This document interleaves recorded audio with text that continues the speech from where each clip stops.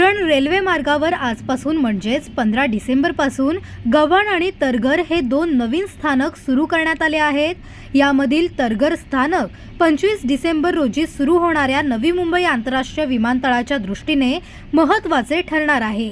याबाबत आपले प्रतिनिधी विरेश मोडखरकर यांनी घेतलेला आढावा। 2 वर्षापूर्वी सुरू झालेली उरण लोकल आता वेगळ्या प्रवासाकडे सुरुवात केलेली आहे।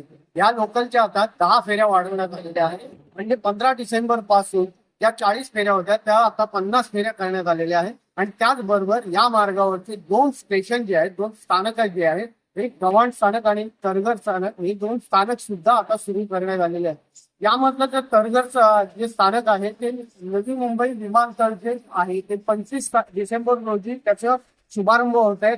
25 डिसेंबर पासून या विमानतळावरची जी ऍक्टिव्हिटी आहे ती सुरू होते। विमानतळावरून टेक ऑफ घेतलं जाणार आहे आणि त्या दृष्टिकोनातून हे तरघर स्टेशन जे आहे ते तयार करण्यात आले आणि हे तरघर स्टेशन याच विमानतळाच्या अनुषंगाने आता सुरू करण्यात आलं आहे। जर आपण हे स्टेशन जर बघितलं, तरघर स्टेशन जर बघितलं तर आत्ताच्या परिस्थितीत उजव्या बाजूला जर बघाल तर स्टेशनला लागूनच जे आहे ते एअरपोर्ट आहे आणि हे नवी मुंबई विमानतळ जे आहे त्याला असणारी ही कनेक्टिव्हिटी म्हणजे तरघर रेल्वे स्टेशन आता हे सुरू करण्यात आले। या तरघर रेल्वे स्टेशनला 100 CCTVची सुरक्षा देण्यात आली आहे।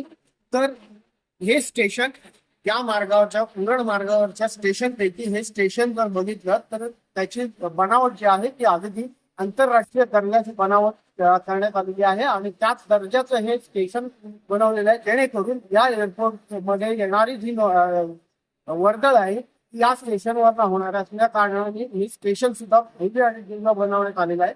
आणि हे स्टेशन 15 डिसेंबर म्हणजे आजपासून सुरू करण्यात आलंय।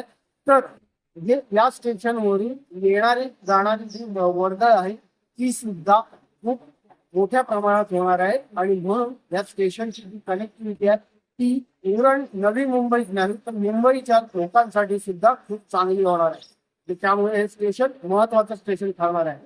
महाराष्ट्रासाठी विरेश मोडखरकर, उरण रायगड।